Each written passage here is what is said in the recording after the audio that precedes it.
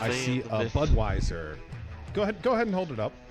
Yes. That was the biggest clue. Yes, right Doing there. it for Dale.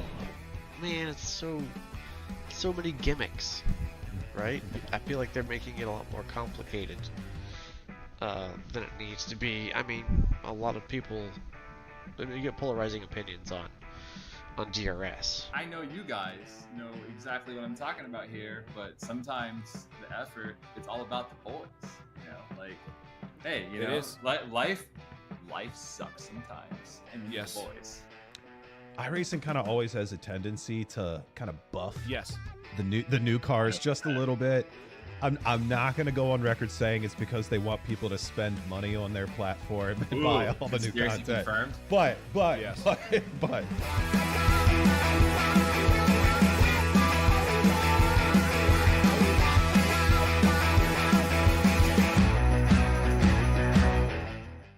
We are live for the first time on Slow Motion Broadcasting with the FF Weekend Warriors. We're at Sebring this weekend. It's going to be a blast. I saw a little bit of rain here in the practice session, but we'll get to that here in 1 second. My name is Adam Thompson. I'm joined in the booth by Randall McGrew. With these three going right at it, we see you're getting really, really squirrely. There, Oh, no! Some contact. Oh no! Jurg and Antonio, the two Masters leaders, both with issues and now dropping down the order. There's a dicing through the curbs. Our lead two. As that's Instaman just slossing it up the inside through McIntyre there. Beautifully done by the Icelandic driver as there's a big incident happened behind somewhere. Gonzaga losing a lot of places back. Almost touching at that point. They're around there heading into the closing stages of the track. Not quite there yet. Heading through what I'm calling the horseshoe, but let's not get into my drawing skills at this point. Nothing but clear track ahead of them at this point, so no one should be able to interfere in that battle. Side by side, nearly had contact there. That's going to put Kabanka on the inside for this next hairpin. This could be what decides it, and he's gone right on the outside, actually trying to cover off the car. I do wonder if Barry is going to be close enough to potentially slipstream. They've got 2 corners left to go. This is penultimate one now. Barry right up close, 0.3 of a second. I'm not sure it's going to be close enough, 0.2 of a second. He's got to keep his foot on that loud pedal. Catches a little bit of a curve, but has Kabanka done it? Barry going to the inside, and Kabanka gets it.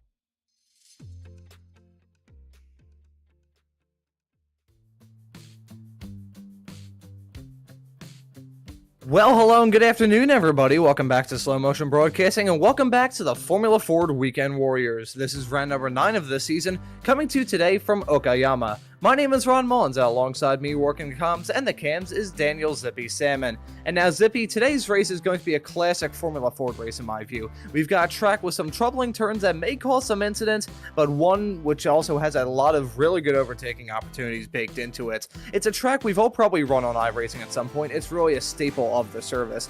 Drivers are going to be confident heading into this race, but perhaps heading into this race, Zippy, overconfidence may be a problem. What do you think? Yes and no, you certainly can't underestimate the strength of the field here today, and it is quite an eclectic field at that. But Okayama, one of the free tracks that you do get with an iRacing purchase, is certainly one a lot of these people will be familiar with. I mean, it really depends on how much time they spend in rookies. I mean, myself, a lot of time there in rookies, so it's fair to say, you know, it's a familiar track to a lot of these drivers. But I will say, Ron, it is one of my princess-approved tracks, and by that I mean it's one that I actually really enjoy driving. Certainly that back straight that we can see here, I can see there being a lot of opportunities going into that hairpin as they head down the back straight.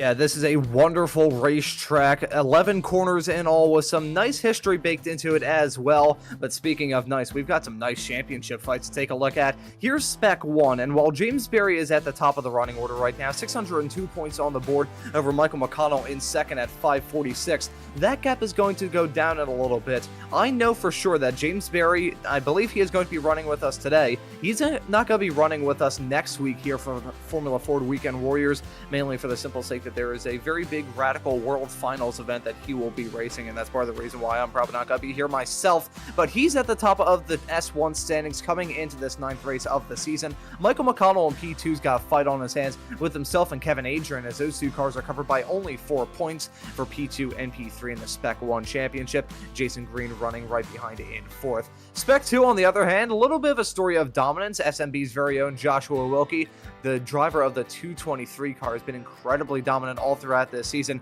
513 points on the board, and out of risking a possible commentator's jinx for him, I will mention Bill Walker right behind, 80 points back in second at 433 points. Man, was it about the numbers during this broadcast starting to stump me a little bit? Paul Jackson running at your top 3 a little bit farther back of Walker. Spec 2 spread out a little bit there. In the Masters category, meanwhile, we've got a really tense championship fight going on involving Jorg Mani in the front, currently at 452 points. Man, what is it about these numbers? I don't know what it is going on right now. Brad Cathcart, meanwhile, right behind in second. Only 20 points between those two cars at the front of the Masters category. Those two really the only ones involved in the championship fight, is Jim Brewster as well farther back at only 310 compared to the leaders deep in the 400s. So that's how it looks in terms of the championship point standings. And looking at the drivers that were running up towards the front of those respective class championships, you can really see that put on full display in this qualifying session that we're in the midst of right now. James Berry currently on the provisional pole to 1 minute 35.908.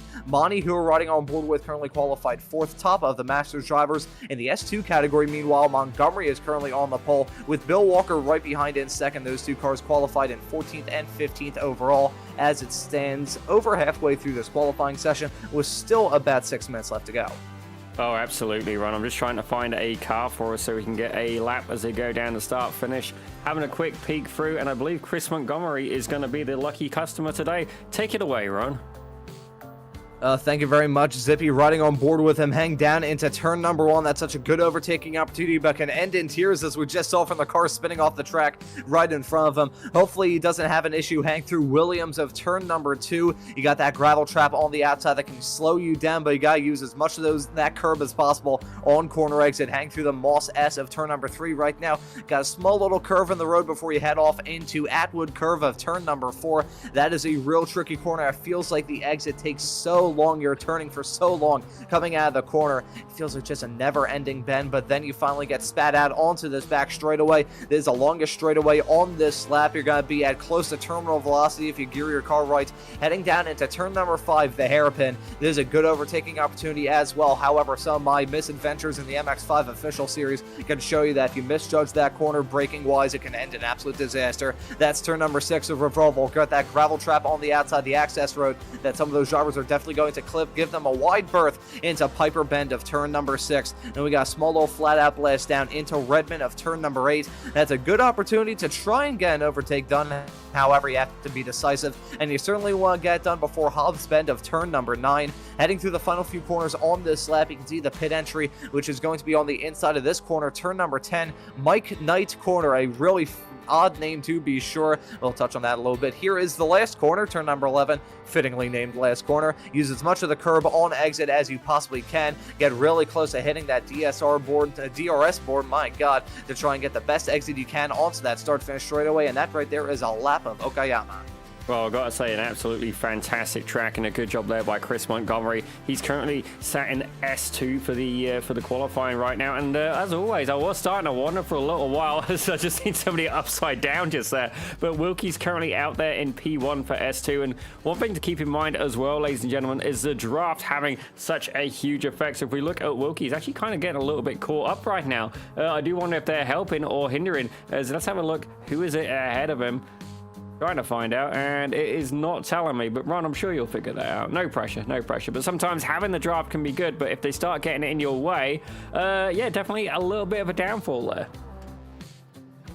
Yeah, the draft is certainly going to be very important for these drivers, but the thing is with these Formula Ford Weekend Warriors racers is that the draft in these cars not really as powerful as you would see in the likes of the Formula Vs that you see on Saturdays every single week here on SMB, or the Spec Racer Fords that we'll be seeing later on. However, that draft can play a role in deciding who's going to come out with the victory in these races. It can really decide how this qualifying session is going to go. You got a lot of heavy hitters in this race, lots of drivers dicing it up. Look at Wilkie trying to practice a move around the outside, heading into turn number 4. That's a gutsy move, and he gets it done. Nearly, they're still side by side on corner exit. Got a little bit of traffic right in front of them as Wilkie with the shave of the front end.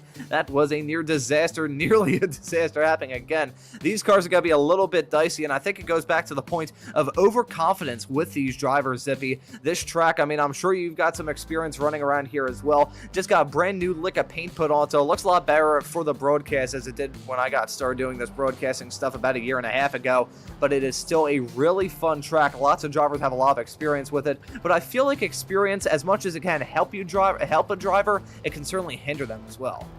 Absolutely. Sometimes you got to know when to push and when to hold back. And certainly, you know, I've had that experience as well myself. But let's have a quick look, see whereabouts everybody is at. So let's have a look here. Jörg Manny, he's doing quite well. He's out in P1 for the Masters right now, having an absolutely fantastic run. His nearest competition is Chris Murakami. He's back a couple of places behind. So interesting to see how these guys are going to develop. Certainly the interesting thing, especially about the Weekend Warriors here, is the fact that, you know, you've got such an eclectic mix. And actually, speaking of which, Peter Maddox, he's currently sat in P9 overall. He has moved over into the Masters class instead of being in S1. Ooh, there we go. That's going to be a nice storyline that we have to follow all throughout the rest of this season, which only has a few more races left to go. 5 rounds left, including this one, so that's going to be 4 when everything is said and done from the 40-minute race that we have coming up in just a couple of moments' time. Still coming towards the end of this qualifying session, so I think we should probably use this time between now and the end of this session, 20 minutes long with 19 minutes on the clock, to talk about a sponsor that we have here making today's broadcast of the Formula Ford Weekend Warriors Series possible. That being Sim Racers Group. We would like to thank them for being a sponsor. I gotta say, some of their racers are out there on the track at the moment, maybe using some of the simulator rigs that they got at Sim Racers Group that you can rent and drive on whenever you feel so inclined. So we'd like to thank Sim Racers Group for sponsoring such a wonderful series of Formula Ford Weekend Warriors. Always such an exciting spectacle here on Slow Motion Broadcasting. I think there's going to be another exciting race just based off that this qualifying order is looking. Barry at the front, he is usually a bit more of a reserved driver. However, he's going to be looking to impress because he has a lot riding on this race. I mentioned earlier on during my open running through the Spec 1 standings the fact that he is not going to be with us next week for the 10th round of this championship. There's a very good reason for that. He's going to be running for a Radical World Finals champion. So he is championship, my apologies. So he's already the European championship. He's going to try and look to do that. That's going to be broadcast with another broadcaster. I'm going to be on the air for that, but I'm not going to tell you what broadcaster that is because SMB has got enough action as is, and Pit Road Productions does as well. We'll touch on that a little bit later on throughout this broadcast. But Barry going to try and help out his situation in that championship because as much as he has a cushion, he doesn't want to use too much of it. Thankfully, these drivers do have some drop rounds that they can use throughout the season, but Barry doesn't want to use, I mean, preferably he doesn't want to use any of them, but if he's going to have to drop a race, he doesn't want to be this one. Well, I've got to say, Ron, it's certainly, whenever I've had drop weeks, it's always been a case of saving it for when, you know, I make a mistake, not just because, like, I can't get to it. But that should be the end of qualifying now. So we're going to get very, very shortly to the, well, I guess to the grid, I guess, Ron. As I got to say as well, thank you to Jan and Tamara in the chat, helping me make sure I've got the audio set up as well as possible. Certainly, there's only so much I can take off the graphs. And again, the thing with audio as well, especially, Ron, is you can't really visibly see it. I mean, you can see the graphs to a point, but you can't, you know, on the fly, there's only so much you can do with it. But let's see who is still out on the track right now. I'm going to try and have a quick peek. See, looks like the Gases, he's on his way in. What about JG2? He's just finishing the lap. Can he improve? Doesn't look like it. Looks like he's going to be held back in P7. How about Kane Lasky? He's out on the track as well, actually with a Ducati paint job, ironically. of all things. Let's see if he can improve on his time. He's certainly on the move at the minute. Got another couple of corners left to go. You can see this qualifying session about to be drawn to a conclusion. Lasky, who we're riding on board with, he's had a pretty crazy season. I remember a couple of weeks ago at the Hungaroring, he kind of struck the horror, so to speak, of some of the racers that he was battling with towards the end of that race. But Kane Lasky, very fast in that 09 car and looking to try and prove himself yet again from this season at Okayama. This is going to be a really exciting race for sure. An old school track as well. You know, it hosted the Formula One Grand Prix all the way back. It was the Pacific Grand Prix back then in 1994 and 1995. It's a very odd track to be sure, and a little bit on the shorter end, certainly well longer than the Indy layout of Brands Hatch that we were running at just 1 week ago from this series, but 2.3 miles in length and only 11 corners creates a little bit of a shorter lap compared to some of the other races we've had thus far this season. But here is the starting grid for this 40-minute race that we have about to get started in a couple of moments' time. James Berry going to be starting this race from the pole. Jorg Mani, the Masters driver, putting in a very good and a very impressive performance in that qualifying session to start alongside him on the front row. Ian Joyner going to be starting in third. Kane Lasky in fourth. Julian Ditchburn in P5. Chris Murakami, another Masters driver, going to be starting this race in sixth. Jason Green, a Weekend Warriors staple, going to be starting this race in seventh. Daniel Tufts going to join him on that fourth row. Peter Maddox, the Aussie, going to be starting this race in ninth. Chris Montgomery going to round out your top 10. As we have a look at 11th place, we've got Kevin Adrian there. He's there alongside Soren Goritz in 12th. As we have a look at 13th, our hometown hero, Joshua Wilkie, he's there alongside Alan Degassis. Stevie Ray, the man himself, is in 15th, with Jeff Jacobson taking up 16th. Bill Walker and Jim Brewster take up 17th and 18th. And Paul Jackson and Jason Perry round out your top 20. Looking through the rest of the drivers that we have in this grid, we have Brad Cathcart. That's not going to be a good qualifying result for him at all. Trying to battle for that Masters Championship, a 21st qualifying starting spot, is probably not what he had in mind for sure. Gary Wolbold, another Masters driver, going to join him on that 11th row. Adam Bradshaw starting in 23rd. Edgar Sanchinelli going to be starting this race in 24th. I apologize for the likely butcher pronunciation. Daniel Verone in 25th. Andrew Love, who was so impressive one day ago here on SMB from the Formula V Weekend Warriors, going to be starting in 26th. Tyler Hagan in 27th. Wayne Buttermore starting this race in 28th. Russell Telker in 29th. Antonio Reese not saying a qualifying time, going to be starting in 30th. And George Gonzaga rounding out your 31-car grid. I believe he has rejoined the session. There was a brief moment in which he wasn't in there. Did not say a qualifying time, but I believe he is in the session at the moment and will be taking the start in the not-too-distant future. Still waiting for some of these drivers to get lined up on the starting grid. So, Zippy, I think we could really just consider this a calm before the storm. Oh, absolutely. It's definitely going to be very, very busy here today, Ron. And certainly as well, you've got to weigh up the pros and the cons of when are you going to go. And it's quite a long straight as well. So I'm going to be interested to see how James Barry goes and approaches this. I mean, it's not a full pace lap, I don't believe. Yeah, no, it's definitely a partial pace lap in this scenario. But, you know, do you want to try and have the early start, or do you want to try and hold him back as long as possible and try and secure P1 as he goes through turn one? Yeah, turn one, that is going to be a real trouble spot for these drivers. You want to go through there as quickly as you can, but don't want to go into there too quickly, because as much as the racetrack may be a little bit ugly at times, that gravel trap looks even worse. I think these drivers are going to have to exercise a little bit of caution heading into that first corner at the very beginning of this race. Certainly can win one of these races on lap one, but he sure can lose it. But looking at this field, trundling around the racetrack as it stands at the moment on this pace lap. It'll be a really exciting day of racing action to be sure. Not sure what to expect from this race. I said in my open that's going to be an old school Formula Ford Weekend Warriors race. But outside of that, I'm not really sure what else to expect. This is going to be a fun day of racing action to be sure. We're looking to crown a champion in the coming weeks as well. But this is going to be some fun, Zippy. Oh, absolutely, Ron, and I'm certainly looking forward to it. You can see there it's going to be an incredible grid, and Barry has gone early. He has gone early, Ron, as they're heading down into turn one.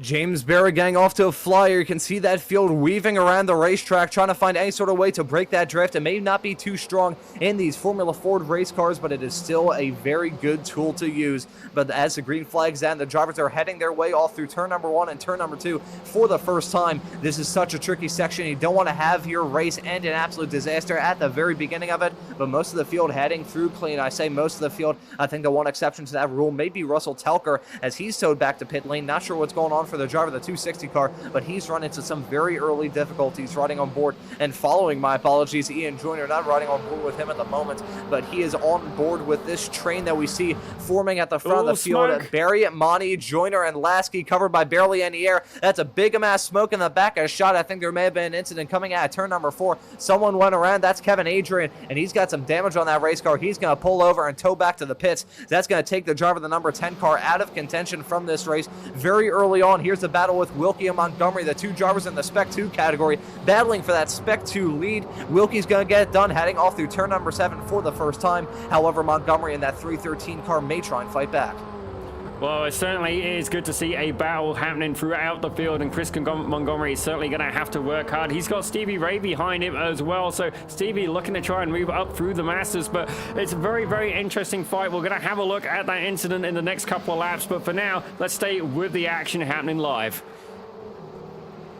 Now let's stay with this action. The action always comes in spades here from the Weekend Warriors series of Formula Fords being absolutely no exception. These drivers, they may have to think about strategy later on throughout this race where a pit stop is mandatory, but outside of that, they are going to be thinking on going for all that glory and trying to get some moves done, like Julian Ditchburn trying to get done on Chris Murakami, blinking in out of existence. So some UFO activity going on here in Japan, but he's going to get that move done to slip his way up into the 6th position. Chris Murakami, the Masters driver, now going to fall into the crutches of Peter Maddox in 8th. So this is looking like a nice fight for the drivers running 2nd and 3rd at the moment in the Masters category. However, they've also got Wilkie in tow, so SMB's very own Josh Wilkie getting really dicey in the early stages of this race, running in the 9th spot as it stands at the moment, already making up 4 positions very early on into this race, and considering how racy he has been, I'm sure he is going to try and find any way in the book to get past the likes of Maddox and Murakami in the not-too-distant future. Maddox, meanwhile, trying to get past Murakami. Murakami chopping down to the inside, and contact being made. Big hit, big pile up, heading through the hairpin. That was Peter Maddox going for a spin, trying to get that move done on Murakami. I was going to note that Murakami kind of slid over to the inside of the racetrack, heading through the braking zone, but Maddox going for a spin and getting involved in that incident as well, I believe. And more contact coming out of turn number 7. Who's that going around? That right there is Paul Jackson. Chaos, panic, and disorder as if I've been on the track, Ron. Let's actually try and catch up on a few replays here, Ron. So let's find out what happened to... I've got a whole spew of them right now. We'll start with Kevin Adrian. Yeah, a lot of incidents going on in the early stages of this race, and it was a little bit of contact, I suspect, with Adrian. Oh, that was a very dangerous position. I think he may have gotten hit yet again. That could explain the damage, but it was a little bit of bumper-to-bumper contact that caused that nose cone to gearbox contact more than anything else. Looking at this now, oh yeah, it was netcode contact that gave Kevin Adrian that rear suspension damage. I was going to note that that car was crabbing like it was going out of style, coming down that back straightaway before he decided to tow, so that was the reason why he got that major rear suspension damage. Peter Maddox following him in the 127 car. You can see him getting that, trying to get that move done. A little bit of netcode involved in that incident as well. Looked like about a foot between himself and Chris Murakami. Peter Maddox, which considering his number, I believe he may actually still be a Spec 1 driver just based off the fact he's running number 127. Either way, though, making contact with the master driver of Chris Murakami, heading down into the hairpin. That's going to take him at 3 wide. That's not going to work, boys. No. Montgomery in the air. Brewster involved in that as well.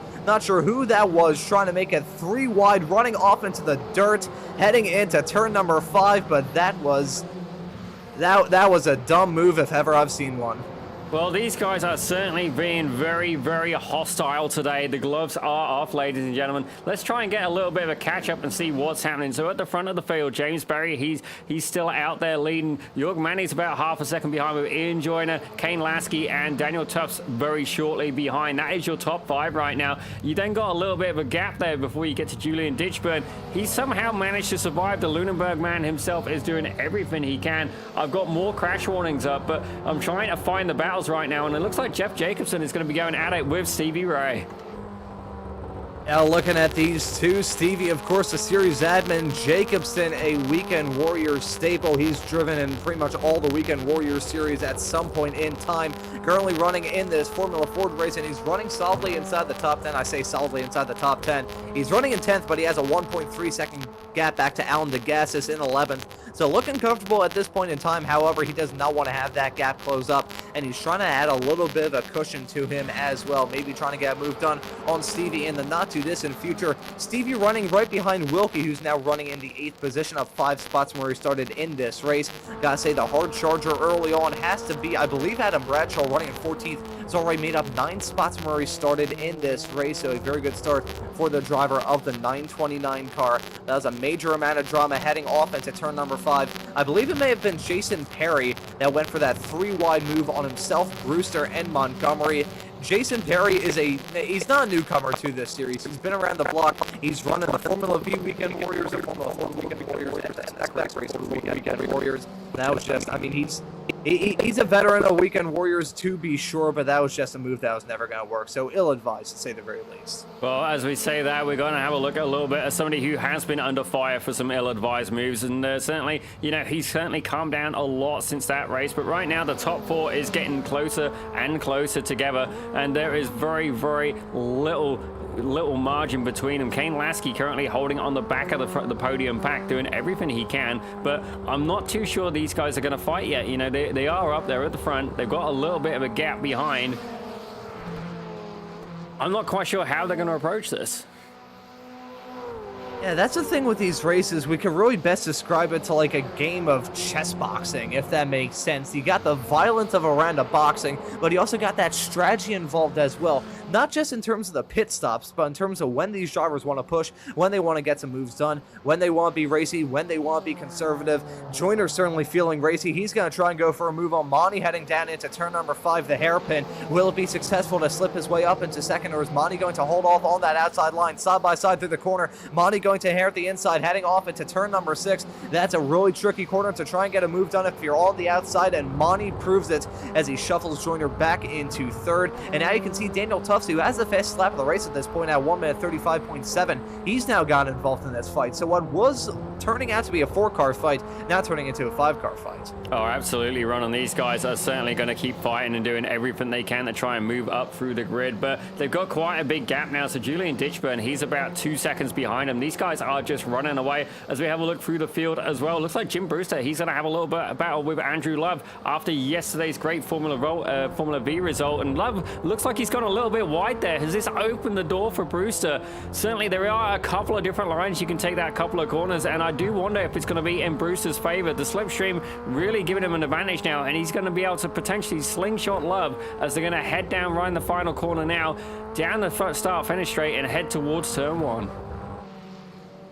Yeah, these drivers are still continuing to battle as hard as they can up and down the grid. You can see there's certain packs in this field where the drivers are still feeling racy. Gotta say, Green and Verone side by side heading down into turn number 1. Looks like Jason Green going to get that move done comfortably on the driver of the 272 car. Meanwhile, Montgomery getting a move done on Hagan to slip his way up into 21st. I think Hagan may have had an off-track exertion. I think he has, considering how slow he is coming out of turn number 1. The 499 car may have gone off into the gravel trap heading through turn number 1. Not sure what in the world happened there. Gotta try and find a replay in the not too distant future. May have been a slight spin, may have been a half spin. Who knows what it was, but either way, gotta lose out on some time, and that's Wilkie going around, heading through turn number 5. Josh Wilkie spinning out of the lead in the Spec 2 category, and he is still dropping down the running order. Gonna find a replay. Josh, what in the world happened here? You can see he was close to the back of Chris Murakami. I'm not sure, though, if it was side-to-side contact, because we saw that incident with Murakami earlier on. It may have been that Wilkie saw an opportunity, tried to go for it, saw that window open and decided to stick his hand in it, only to break his knuckle when that window came closing down. That's going to spin him out of the lead in the Spec 2 category and spin him outside of the top 15 in the process. And a little bit of wall contact as well. Yeah, definitely wasn't what he had in mind as he came in. Obviously, the front of the car loads right up, and I think it was just enough that the back end did not have enough traction, and that was it. Round, baby, right round. And let's go and see if Jeff Jacobson can get that done on Stevie Ray. Obviously, these guys have known each other for quite a sustained period of time, and Stevie himself definitely not a slouch behind the wheel of a Formula Ford, but Jacobson, he's going to have to work a bit harder if he wants to take that P8 away from Stevie Ray. Yeah, you gotta try and find some sort of way to get past, despite the fact the overtaking opportunities are aplenty around this racetrack. They aren't handed to you on a silver platter. Still gotta get some work done to try and get those moves done, but considering these drivers in the Weekend Warriors world are familiar with each other and have a lot of experience in these race cars. I mean, hell, we had a 20-minute long qualifying session that we were in the midst of during the opening of this broadcast. So these drivers get a lot of seat time. They try and race with each other. Look at that from Stevie, tracking mid-lane. Jacobson trying to find any sort of way in the book to get past. Looked to try and go for it on the outside, then tried to go for it on the inside, but just not close enough, and sideways through turn number 6. That's going to give maybe Alan DeGassis a shot. Now it looks like Jacobson going to hold on to that position for the moment, but Jeff Jacobson, mega sideways, well held Jeff, but that was a pretty scary moment hanging through turn 6. Yeah, definitely could have ended a lot worse. Let's take a quick peek here at Tyler Hagan. Now, it's his debut race here with the Weekend Warriors, and I gotta say, what a very vibrant paint job as well. Tyler Hagan actually involved with the Sim Racers Group, who is very thankfully this week's sponsor here at the Weekend Warriors. There we go. Always got to thank the sponsors that we have here at SMB for making these broadcasts possible. Jason Perry coming down pit lane, so this is an interesting call for the driver of the number 97 car. I believe he was the one involved in that incident involving Montgomery and Brewster earlier on. I'm not sure if we could find a replay of that moment, Zippy. I know it was a little bit farther back, but he's now come into the pits. So the driver of the 97 car making a somewhat early stop, to be sure. He's not alone, though. Montgomery going to join him down pit lane. Some other drivers have had some off-track excursions and not very good ones. I can see Antonio Reese is out of the race, along with Peter Maddox and Russ Telker. So some drivers already getting bit a little bit by the bat that occupies this racetrack, but Perry out and away, gonna be running in the 24th position as he exits pit lane. I don't think that's going to start a trend of drivers coming into the pits. However, we're 10 minutes into this race, 12 minutes in to be a bit more precise. That pit window certainly now open. Oh, absolutely, and these guys are going to certainly be trying. Now, if you're in this top pack of 5, Ditchburn is getting left even further behind. That gap was about 2 seconds. We're now up to about 4 seconds now. So this top 5 really pulling away from the field, showing everybody how it's done. Manny is right under the nose cone of James Barry. And who's that ducking in now? That was Joyner, I believe. There he can. Joyner. Yeah, Joyner. So I guess he's trying to play me like a fiddle, right as I was saying that early call to come into the pits from Jason Perry wasn't going to be a trendsetter of a move. Ian Joyner running solidly inside the top 5, going to make that early call to come into the pits. Stevie Ray going to join him. Stevie's usually the driver that comes in earlier compared to everybody else, so he's going to be coming into the pits as well. I'm curious as to whether or not this early call to come into the pits is going to be a good one for these drivers. There's no real... I'm trying to go through my head to figure out what exactly they may be cooking here. I gotta say, one driver who may have cooked his tires was Daniel Tufts, because we saw him involved in this fight earlier on, but I think he's gone off the circuit. He's now dropped down to 5th, as Julian Ditchburn has gotten a move done on him. And it's a pretty big gap between those two drivers, now about 4 seconds, and Tufts is about... Well, I mean... Ditchburn's about 5 seconds back of that front pack fight, so there may have been a big moment involving Tufts heading through turn number 1. Here's a replay trying to see what happened to the driver of the 34 car. Oh, that looked like a hardware failure. What in the world happened there? Yeah, that definitely was not, that wasn't an error. That was something went wrong badly for him, so hopefully he can recover from that. I do wonder if he got a little bit of damage sliding sideways, but certainly some interesting things going on in that car, the number 34. Yeah, that is a very odd moment. It looks like he rejoined it, so maybe... oh my God, 3 wide, 3 wide. Here we go. Joyner, Wilkie, and Verone 3 wide. Actually, I believe that may have been Perry, the other car involved in that fight, as I believe Joyner is a little bit farther back of these drivers, about 1.5 seconds back of Wilkie, to be a bit more precise. But that has some hair-raising stuff, to be sure. Andrew Love's a little bit farther up the road, but Joyner and Wilkie certainly dicing for position as we see Daniel Tufts now come into the pits. Here's a fight involving Love and Brewster. These two drivers were running up towards the front of the Formula V Weekend Warriors grid just about 24 hours ago here on SMB. But here with the Formula Fords still running strong, running in the top 15 are both of these drivers as a trend of drivers coming down pit lane continues. Tufts being joined by Bill Walker this time by, and I'm curious if we're going to see the front three maybe respond to this call that Joyner made not terribly long ago. I'm not sure how far Joyner is off of the leader of Jörg Mani.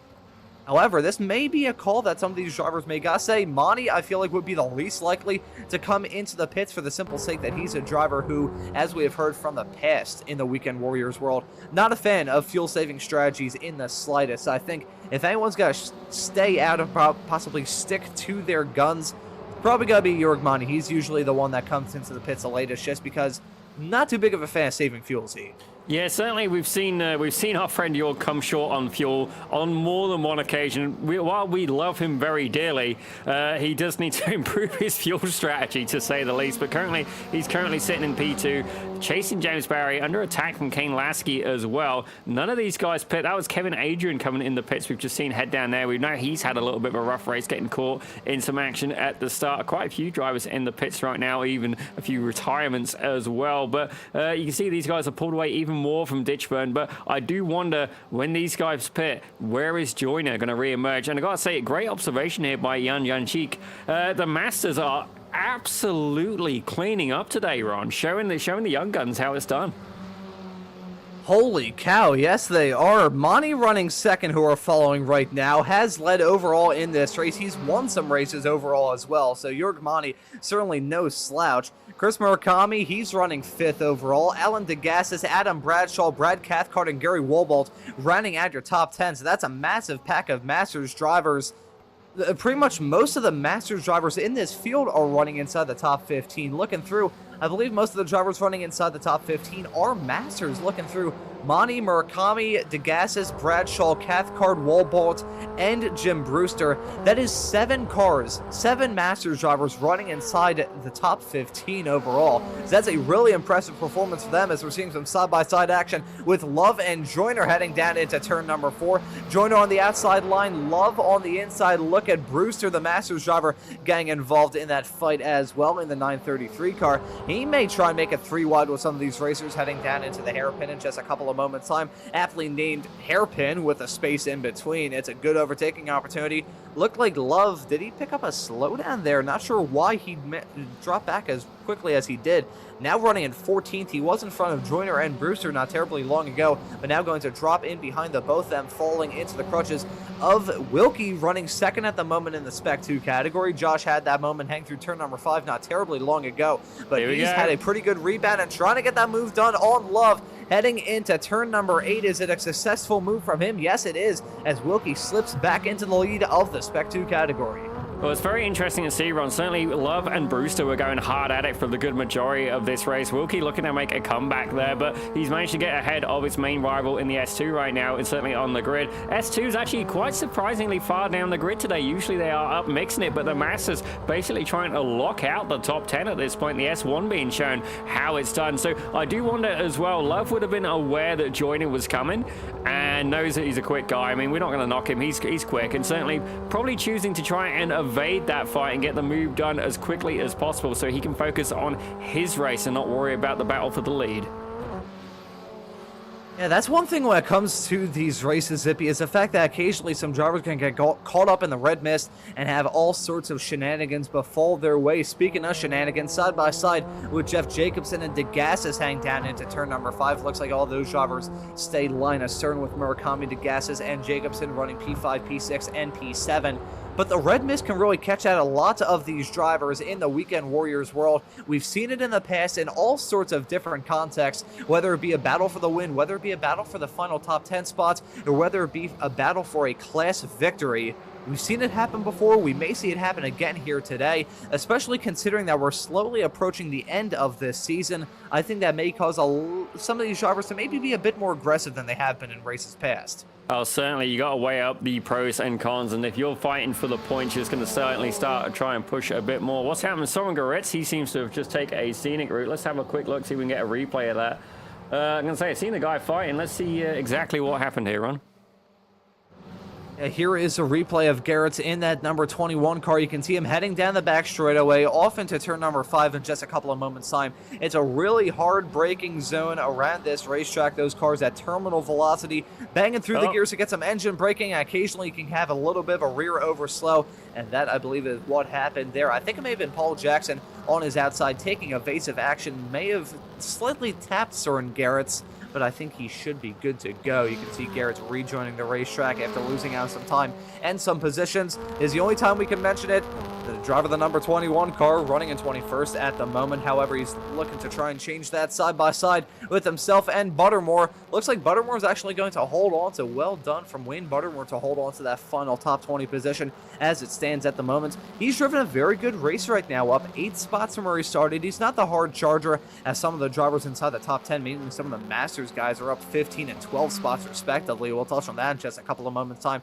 But Buttermore certainly putting on a very good drive in that 973 car. Let's see if Garrett is going to go for it heading into turn number 5 in just a couple of moments' time. Looks like he's going to have the run. They're going to be side by side on corner exit. Buttermore may have the momentum on his side, though. They will still be side by side. It's going to be a battle last late breakers between these two drivers. Now over the halfway mark as well. We haven't seen the top 3 come into the pit, so that may be something we keep tabs on in a couple of moments' time. But Garrett's looks like he finally gets that move done. 1 lap after spinning, heading through turn number 5. Gets a move done to reclaim one of those lost positions. Bradshaw running in 10th has now come down pit lane. He was a hard charger, making up 15 spots ever since the drop of the green flag, as we see some intense battling going on with 2 Masters drivers of Murakami and DeGassis. Well, these guys have certainly been in a freeway pack for a little while. You can see Murakami being very, very racy today, and the battle for the top 5 position is, it's fair to say it's been very contested. DeGassis trying to get in there, Jacobs are trying to get in there. These 3 squabbling amongst themselves at this point. Ditchburn's kind of up the road and just honestly having a very quiet race at this point after the drama that we saw earlier. But it'd be interesting to see how this develops. Murakami currently about a 10th of a second, and they're going to go 2 wide. Is Jacobson going to try and put a nose in and force it 3 wide? I don't know about you, but I'd be thinking better of it. DeGassis looking to go on the inside. Can he get it done? No, not quite. Almost contact there. Any closer, and these guys would have been holding hands. Oh boy, you can tell how close that racing was just based off the fact I sound like a tornado siren. DeGassis feeling really bold in that 904 car, trying to get a move done on Murakami. Not close enough, heading down into turn number 5, but still, nevertheless, these drivers continuing to fight. Gotta say, just saw this pop up a couple of moments ago. Ian Joyner has the fastest lap of the race, running in 11th, so just knocking on the door of that top 10, as about 3 seconds to close up between that himself and the pack of Green and Wolbold running inside the top 10. However, he could certainly do that just based off the fact he has the fastest lap of the race, has shown winning potential throughout this season, has won in the past. We'll see if he can pull off that early pit strategy call and try and get a victory out of this race. I certainly wouldn't rule it out. DeGassis looked like he was going to go side by side with Murakami a couple of moments ago, but they are single file heading through turn number 1 at the very beginning of this 15th lap of the race, battling hard for a final position inside the top 5. We'll have to wait and see how this battle is going to shake out, but my attention at this point in time is on those encroaching pit stops, Zippy. We've already seen some drivers come into the pits, and in the Weekend Warriors world, with that 1 pit stop in a 40-minute long race, kind of gives these drivers an opportunity to paint whatever they want in terms of their pit strategy. Some drivers going in for that early call, mainly Joyner, who we see a little bit farther in the back of shots from this man, Gary Wolbolt, now closing up that gap to 2.5 seconds, so he is flying in that number 8 car. But the real thing is, who's going to make the strategy work? Is it going to be the drivers who came into the pits early running that strategy? Are they going to be the ones victorious? Or do you think a more conventional strategy pitting towards the end of this race, is that going to work? That's the main thing, and it does have some championship implications as well. Barry is one of those drivers who's staying out along with Monty and Lasky, so I'm curious if Ian Joyner is going to play spoiler in that fight.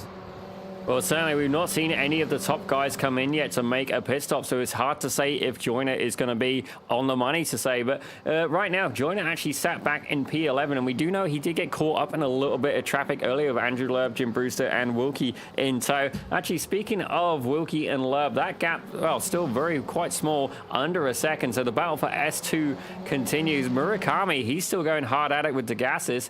Jeff Jacobson, he's chosen to take the pits right now, but these guys still very much having a good scrap. And as we're having a look as well further up the front, York Manny's still very much with Kane Lasky and James Barry fighting for P1. Yeah, these drivers have not had a dull moment all throughout this race.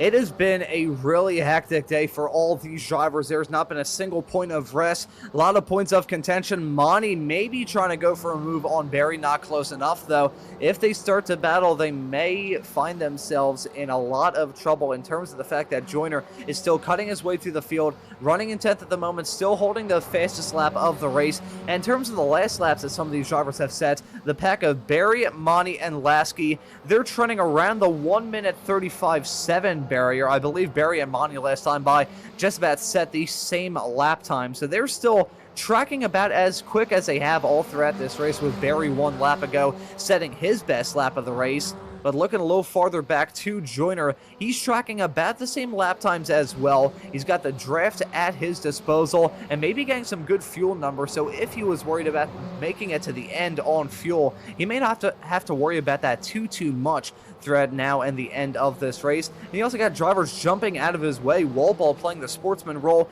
realizing that the fight with himself and Joyner was really a fight that neither of them were really involved in. It wasn't a natural fight between them. Joyner qualified up towards the front, was running up towards the front, made that early call. Wallball, on the other hand, he's contending for a Masters top 5, which I think he has a very good shot of getting in this race. Wallball actually coming into the pits this time by, so Gary Wallball both getting out of the way of Ian Joyner and now coming down pit lane in that 902 car. I think this may be the second round of pit stops beginning here, Zippy.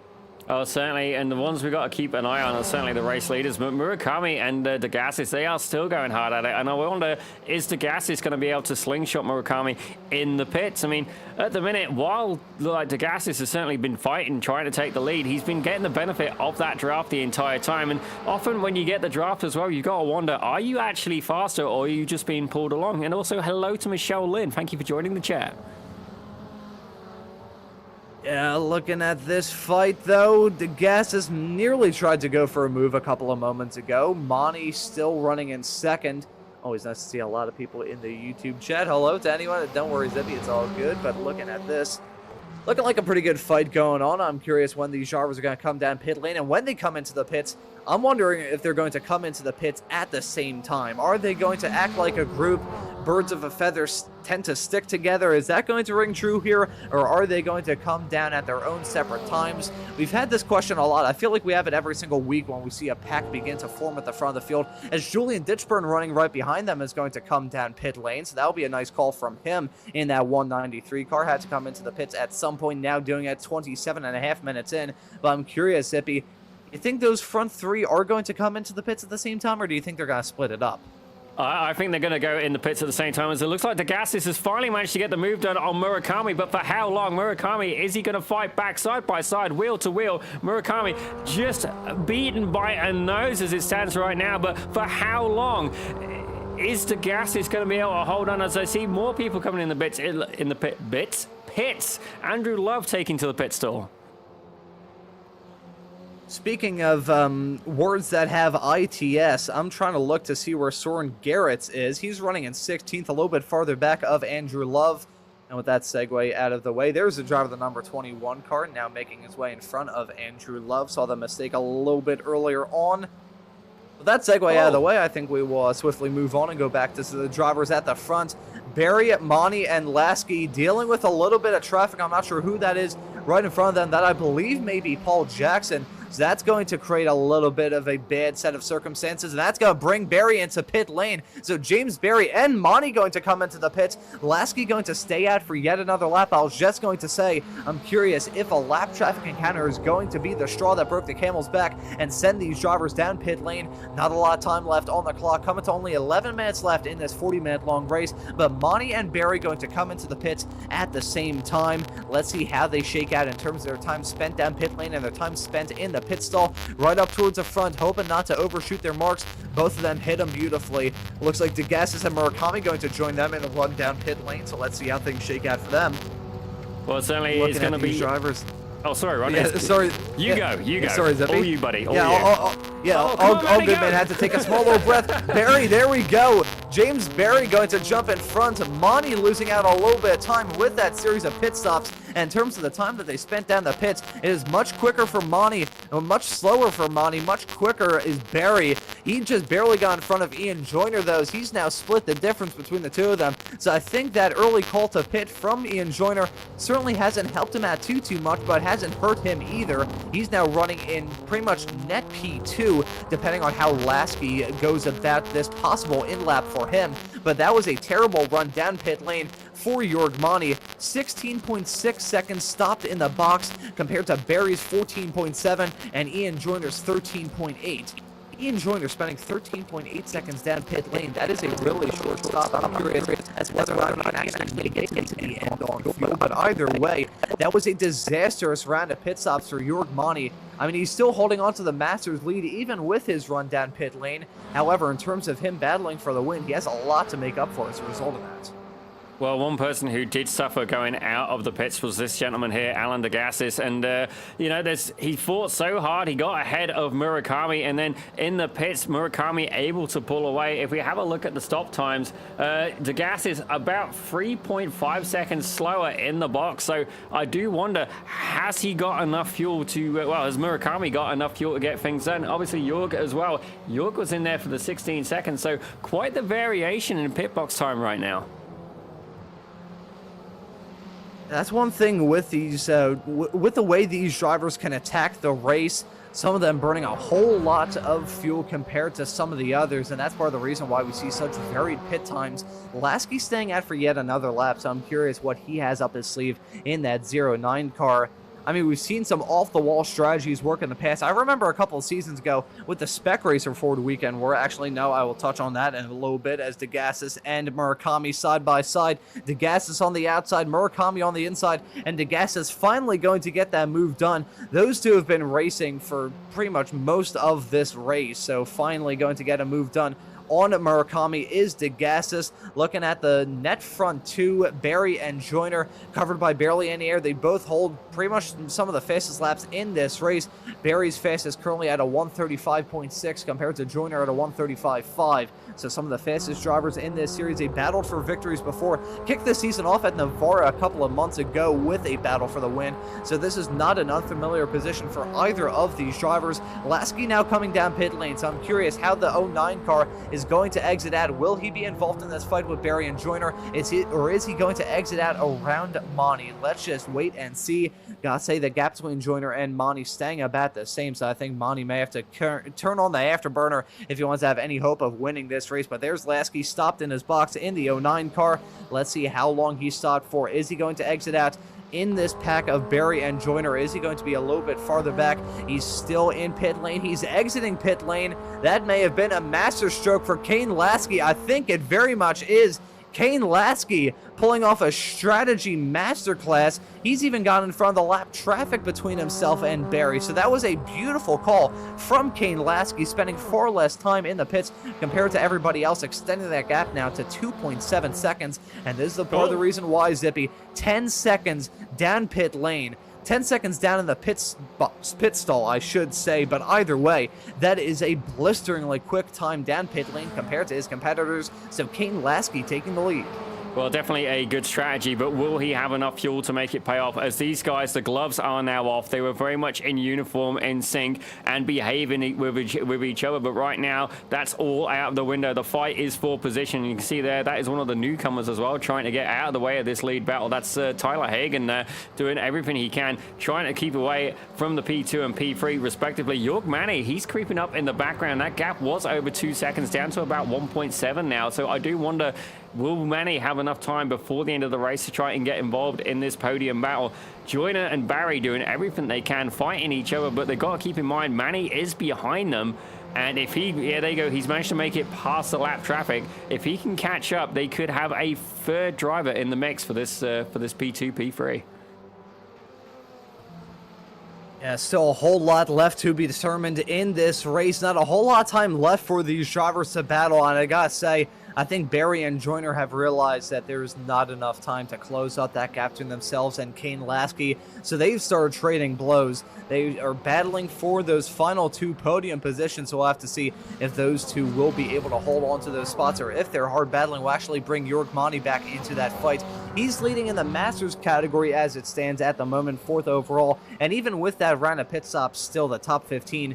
With a lot of Masters drivers in it. You've got Monty, Stevie Ray, Alan DeGassis, Chris Murakami, Brad Cathcart, Gary Walbald, and Adam Bradshaw. Good lord, my voice giving out there a couple of moments ago. 7 cars. Actually, no, I just did the math wrong. 6 cars. Masters drivers running inside the top 15. That's a really good string for them, and just as many Spec 1 drivers as there are Masters drivers running inside the top 15, with Bill Walker, the leader in the Spec 2 category, being the only non-S1 or Masters driver running at the moment inside the top 15. Andrew Love may try and contend, though, as he may try and get a move done on Adam Bradshaw. Ooh. Finds himself in the midst of a massive fight. You can see Wayne Buttermore, he's a lap down in the midst of this fight. Jim Brewster, who's running in 17th, right behind Love in terms of position. A little bit farther in the back, a shot about 2 seconds to be a bit more precise, but Love running in 16th at the moment. Maybe gonna get a move done on Bradshaw in the not too distant future to try and slip his way up into the top 15 and add one more Spec 2 driver to that top 15 lineup.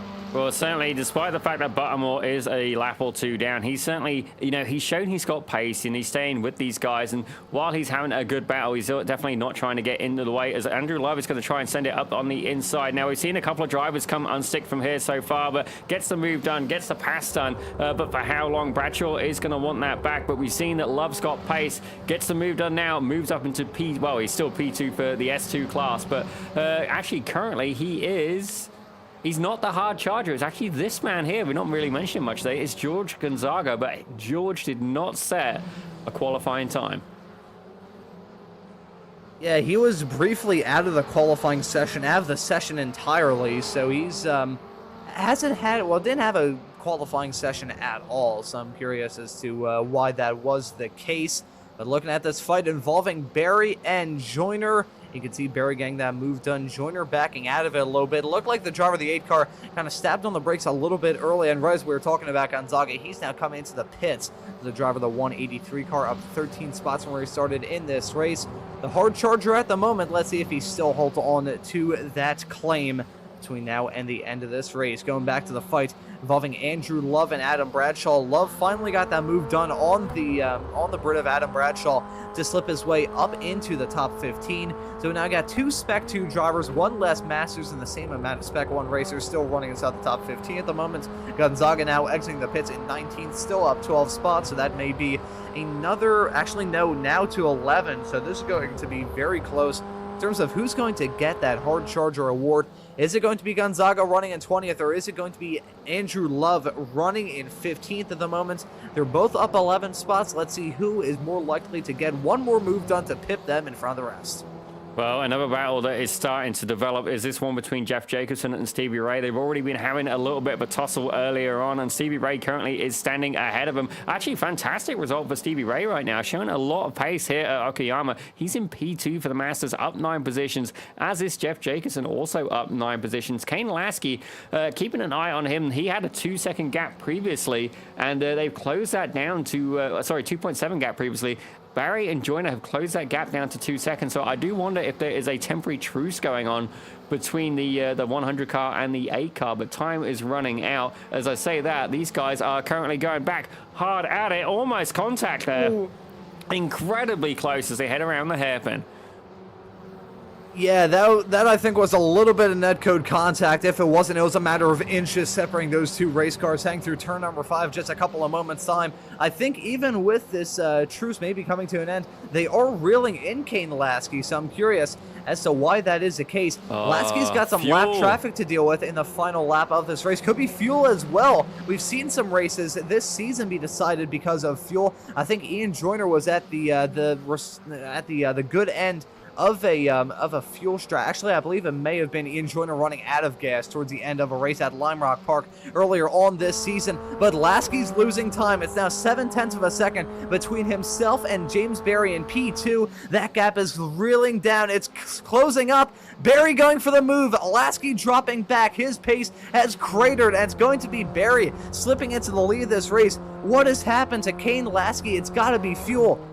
Listening in, yeah, you can see him, you can hear him short shifting. He's trying to bring that car home. That car is not at full song at all. I'm curious, is it fuel or is it a little bit of engine damage? We heard some talk about this earlier on. Monty going to get the move done on him to slip his way up into third, so Lasky completely done for in this fight. I'm curious if it's possibly a little bit of engine damage with how hard these drivers bang through the gears heading into the braking zone like it's going out of style. But Barry and Joyner, they're the ones battling for the win. They're battling for the lead. They're going to be side by side heading down into turn number 5. Will it be Joyner? Will it be Barry? Will they come to blows? They get close to it heading through turn number 5. Barry gonna be stuck on the outside. Joyner on the inside through turn 6. Looks like he's gonna get the move done, but he's still got a couple more corners left to withstand the challenge from the driver of the 100 car. Barry gonna have a killer run coming out of turn number 7. Side by side into 8. Barry on that inside line. They make contact and Barry spins around. Barry's not going to get the move done on Joyner. He's going to spin around like a top, a little bit of contact side to side, wheel to wheel,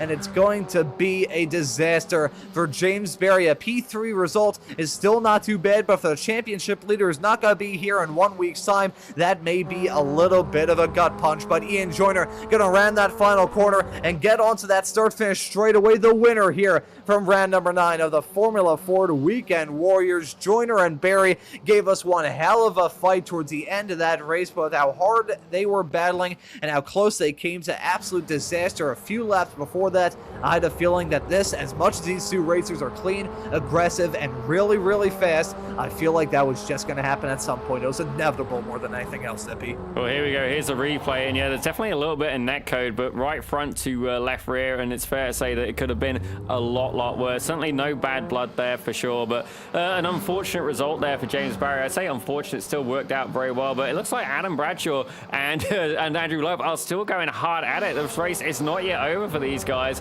as they're going down the back straight. Yeah, here we go. These two drivers were battling hard all throughout most of the second stint. Did Bradshaw get a move done on Love? Did Love hold off side by side through the braking zone into the hairpin at turn number 5? Love trying to carry the momentum. Bradshaw looking to get the over-under on him. They were single filed out by the time they got to turn number 6. That section is so tough. Turn 6 around this racetrack, in my view, has to be one of, if not the hardest corners to master. That and turn 10 are such a titanic pain in the butt, in my view, but these drivers have mastered this racetrack beautifully. It looks like Bradshaw tried to get a move done on Love. Heading down into turn number 8, not close enough. But there you can see Bradshaw trying to cut back, riding on board with him. Heading into turn number 10, this section, that is such a tough corner. Got that gravel trap, which is menacing on the outside line, but the same could be said about the gravel trap on the outside of the final corner. Bradshaw touched it a little bit. I don't think he was able to get that move done back on Andrew Love to slip his way back up into the top 15. That is game, set, match between those two drivers. Taking a look at a replay of this battle involving Garrett and Gonzaga. You can see them side by side making contact in the braking zone of turn number 8. That was an absolute near disaster involving those two racers. Well, it looks like they got away with it fairly scot-free. Garrett's making that contact, though. May have given him a little bit of suspension damage. That was wheel-to-wheel contact, to be sure. We'll see if Garrett's tried to go for a move heading off into the final corner. Looks like he stayed fairly line astern, and that was Jorge Gonzaga. George Gonzaga. I've called him Jorge for so many years, it's kind of off calling him George, so I'll just refer to him as both. Looks like they were side by side coming to the line, but Gonzaga was able to get that position when everything was said and done. As Green going for a jump, kind of. Oh boy, that was a pop goes the motor. Well, I just seen that there was an off-track moment for Mr. Green, and oh, here we go. Oh, fire 1, fire 2. Any more? I'm keeping watch here. Usually the guys are quite aggressive at the end. Oh yeah, here we go. There's more coming. That's Andrew Love. Little bit of air. A small little hop, skip, and a jump over the gravel trap, but did not get fully airborne. Curious if this is a like a round of pole vaulting for these drivers. They're gonna try and hit the curb in a weird way, then kind of like nose it into the gravel and just kind of skip around. I am somewhat scared. I mean, we ran at the Charlotte Roval a couple of weeks ago, and no one really hit the killer curb on the inside of turn number 1 and leaped over the barrier. I think iRacing may have reworked their physics to make sure that isn't even possible anymore, but nevertheless, what was possible, considering the drama that happened involving Kane Lasky, who had a dominant lead. He didn't get right on fuel. He gets an Adam Thompson trophy when everything is said and done. Sorry, Adam, for that comment. I feel like I just had to. Ian Joyner, that wins it when everything is said and done. Jörg Mani ends up in second.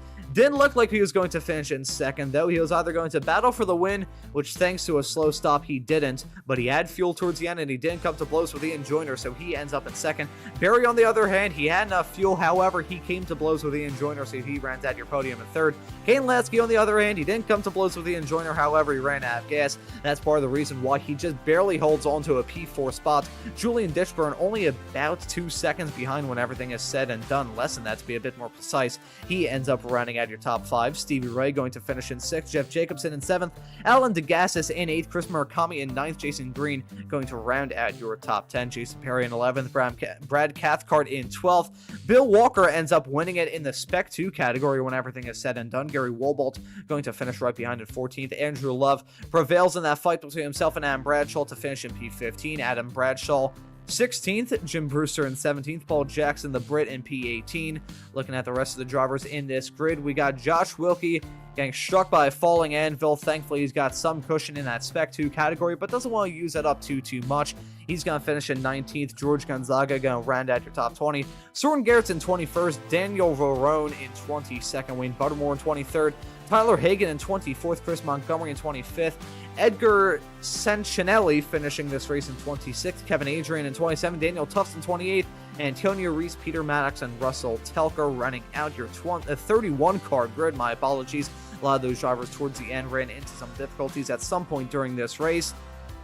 I think we got some drivers in the interview waiting area. Who would you like to have a chat with? Well, I'll tell you what, Ron. You start us off with Ian Joyner, sir. Alrighty, sounds good. We'll bring in Ian Joyner here to the commentary booth. And now, Ian, that looked like a very dramatic final lap of the race. Kane Lasky running out of gas, and that battle with yourself and James Berry, which unfortunately ended in tears for Berry heading down into turn number 8. But you walk away from this race with a victory. Talk us through it. Yeah, it was qualifying is always, especially a big draft track like this, is always a bit of you just never know how it's going to go. It was also really warm on the track in qualifying, so I was happy enough to end up 3rd. I think I didn't actually see the lap James got in, but he got in a really good lap. Then we were just nose to tail, 4 of us early on. Felt like I could go a little bit quicker, so rather than just trying to fight, I thought I'd pit early, try and put some laps in. It didn't work out too bad. I think my pace was okay, but you steal a 10th here and there, and then lose half a second when you're passing someone. So it was a bit hit and miss. But James came out just in front of me, so I made up a little bit overall. Thought we were going to have a great race at the end then, and then Kane comes out 3 seconds in front of us. I didn't know he'd done that, but I guess he'd underfueled, and so we caught him pretty quickly, which was helpful. And he pretty well just let us go because I don't think he could use full throttle. Yeah, and James and I had a great race. Just squeezed him a bit too much, and then with a bit of net coding, unfortunately, he just did the iRacing thing where his car just bounced off and spun rather than it even been a little bang. So yeah, a bit of a shame that it ended like that. Well, still a very hard-fought fight between you two drivers, and that was really exciting to keep tabs on all throughout the race. we were expecting a bit more of a classic Formula Ford race here at Okayama with a really nice racetrack where you do have those sections where it can end in tears if you're running by yourself and just lose control at the wrong moment. But you also got a lot of sections of this racetrack where you can go side by side and really fight. Is it fun running Formula Ford races around this racetrack, or are you a bit more hesitant in saying this racetrack is a fun one? No, I think it's a brilliant one. It's a great racetrack, especially the longer one, because it's not easy to overtake, but there's enough draft where it's possible. And then the track's wide the whole way around, so you can go side by side. And James and I was side by side multiple times, and same with Jörg earlier on. So it's definitely doable, but it just, especially when you get to that last lap, you're just trying to not give anything more than you absolutely have to. Yeah, it's just a very fine margin between getting it right and contact. But yeah, I think it's a great track. I think if you're in the mood for another Japanese track, you're in luck, because next time out we're going to be running at Suzuka in just 1 week's time, running on the east layout to be a bit more precise, and I'm trying to remember which exactly that is. I'm not sure if it's pretty much the first sector of the Grand Prix layout or like the middle sector of the Grand Prix layout. I'm not exactly sure which layout that is, but still running at Suzuka, that's a pretty nice track in the world of motorsports. Yeah, it's going to be fun. I think that race is going to be in 1 week's time. I'm the same as you. I can't remember which half of the track it is. I've done the one that's the first sector before. It's just a brilliant track. I hope it's that first sector one, because you get to do some of the great bits of the track. It'll be fun. It'll be fun again. Be a great car. Another race where just got to try and keep it all together for 40 minutes. Hopefully be there. Well, the good news is, as I do a little bit of investigative journalism and take a look at iRacing to see what exactly the layout is, the east layout is the one with the Grand Prix pits and most of the S's. So that's going to be a really fun track. I'm sure you drivers are going to get an absolute kick out of that race in just 1 week's time. And I'm sure you had a kick out of this race here at Okayama, and certainly grabbing the victory. You're not going to scoff at that in the least. But Ian Joyner, thank you for joining us in the commentary booth. And before we let you go and celebrate, is there anyone you want to give a thanks to or shout out? Yeah, thank you to the Formula Ford community in the UK, Winnie Motorsport, and family and friends. Alrighty, there we go, man. Ian Joyner, well done on the victory, and excited to see you wherever it is in the not too distant future, man. Thanks for joining us. Thank you. Bye now. And that right there was Ian Joyner, who ends up walking away from this race with a victory. And now, Zippy, would you like to have a chat with our Masters winner of Jörg Mani? Well, Jörg, it's good to see you back, and not only back, you are back on the podium. Well done, sir. Certainly, I did worry a little bit about you when it came to pit, and we have seen you collect the Thompson Trophy on more than one occasion. Today, it was not the case, taking quite a bit of fuel on board. Tell us a little bit about how the race went for you, Jörg. I mean, James was bloody damn quick, as usual. I really tried to stay in his draft at the beginning, but then I suddenly got the rhythm. I could catch him up. I could actually pass him a few times, and I thought, okay, that might be something going on here now. And it wasn't much of passing doing there, but the pit stops were quite crucial for me this time. I gone safe, to be honest. I had almost 2 laps left on the last lap, and that was a bit too much, but hey, P2, that's fine. I'm happy. Well, certainly not a result to shake a stick at. And just for your own reference, I don't know if you'll see it on your end, but for Ian Joyner, he had a pit stop of 13.88, yourself 16.38. So there you go. You can see exactly just how much fuel, well, not exactly how much fuel, but the time difference. So to not only do that and recover and get that P2 is an absolutely fantastic result. But Jörg, before we let you go, is there anybody you'd like to thank? Yes, of course, you guys, us broadcaster, you're doing a great job now. Even your voice is not so loud anymore now. Oh, I'm sorry. I'm just going to shout into the mic now, but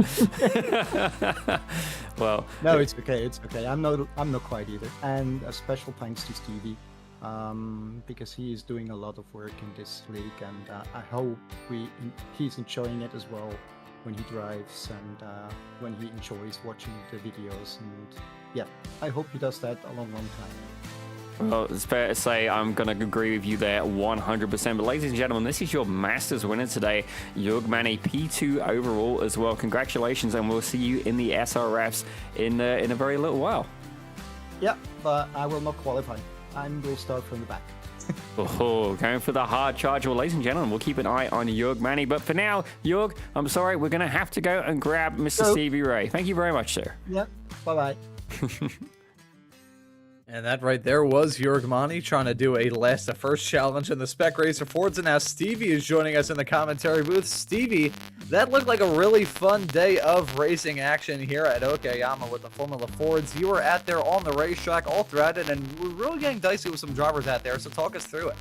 Yeah, it was a lot of fun. Okayama just kind of provides some good racing. Everybody's so familiar with it and everything.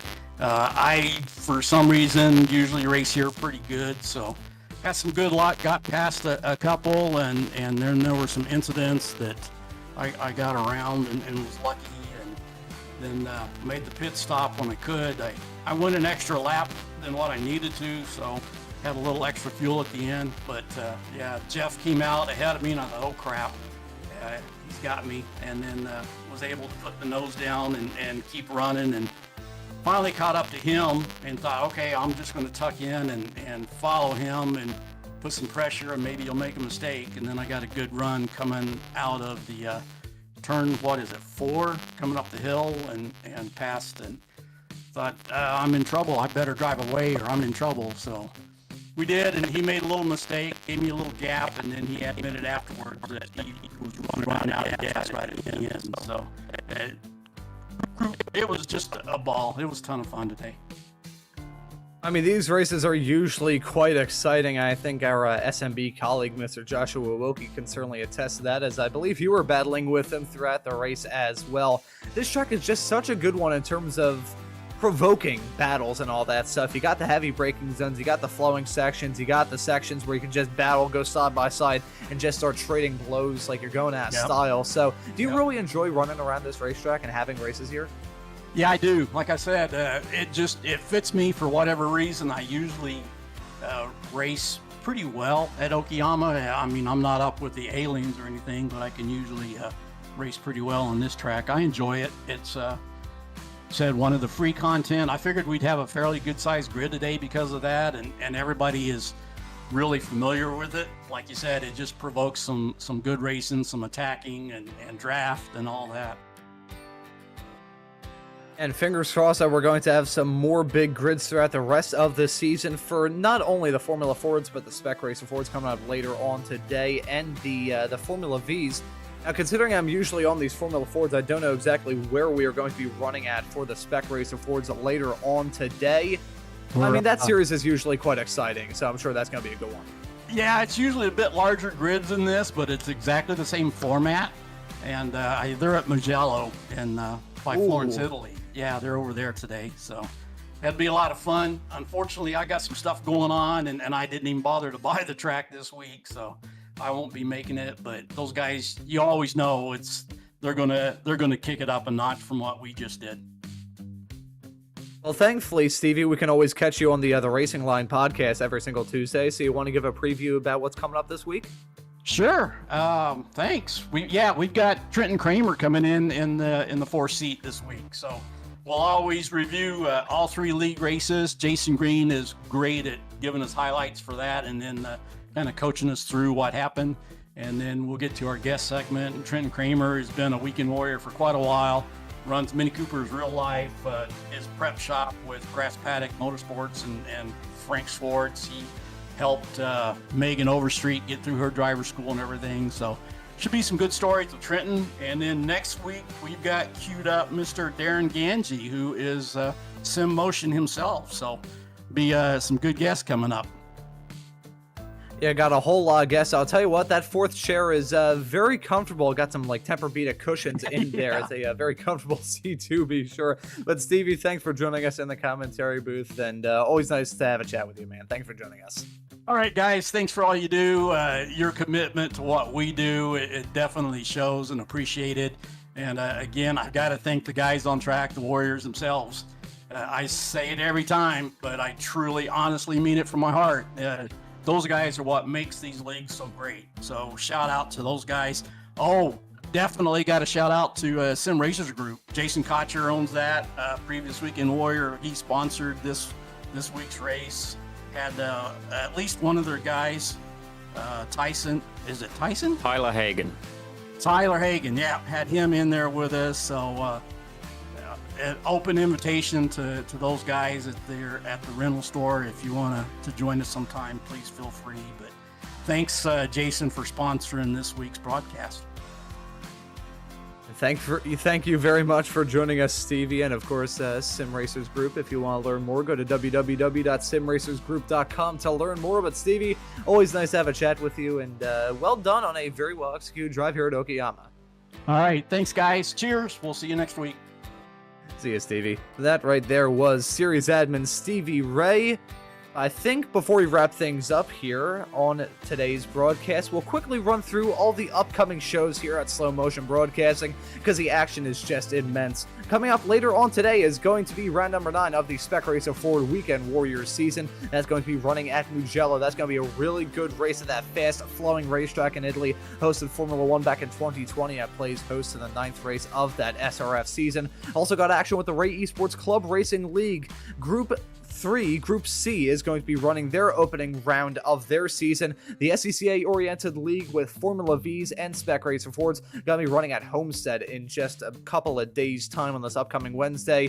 And meanwhile, the Ray Esports Formula V Weekend Warrior Series going to be making a trip to Lime Rock Park. It played host to the season finale one season ago, and it will play host to the 10th round of that season. In 1 week's time, the Formula Ford Weekend Warrior is going to be running at Suzuka for the 10th round of this championship, where a lot is certainly going to be decided. Sadly, I will not be on the air for that one, as Randall McGrew, who you'll be able to catch later on today with the Spec Racer Fords, is going to be on for that one. And speaking of the Spec Racer Fords, their next race outside the one coming up later on is going to be at Tsukuba. So a little bit of a streak of Japanese racetracks here for the Weekend Warriors world.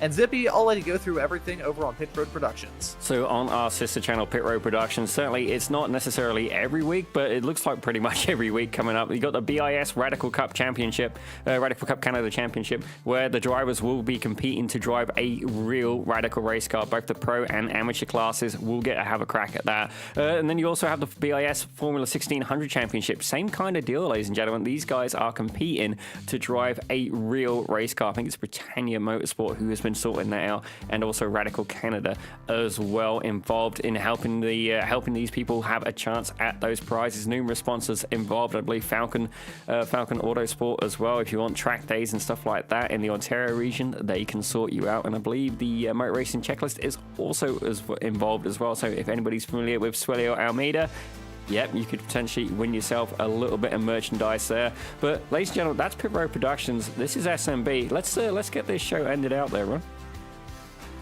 Yeah, thank you very much, Zippy. It was a hard day of racing action here at Okayama. Gonna continue a streak of Japanese racetracks at Suzuka in just 1 week's time.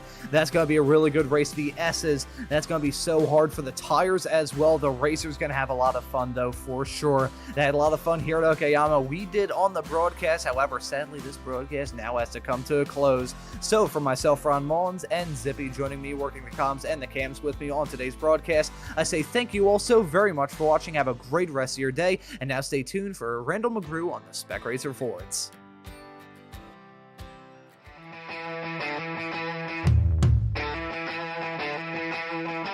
I see a Budweiser. Go ahead and hold it up. Yes. That was the biggest clue.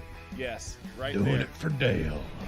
Man, it's so many gimmicks, right? I feel like they're making it a lot more complicated than it needs to be. I mean, a lot of people, you get polarizing opinions on DRS. I know you guys know exactly what I'm talking about here, but sometimes the effort, it's all about the boys. You know, like, hey, you know, life sucks sometimes, and you need the boys. iRacing kind of always has a tendency to kind of buff Yes. the new cars just a little bit. I'm not going to go on record saying it's because they want people to spend money on their platform and buy all the new content. Confirmed. But Yes. but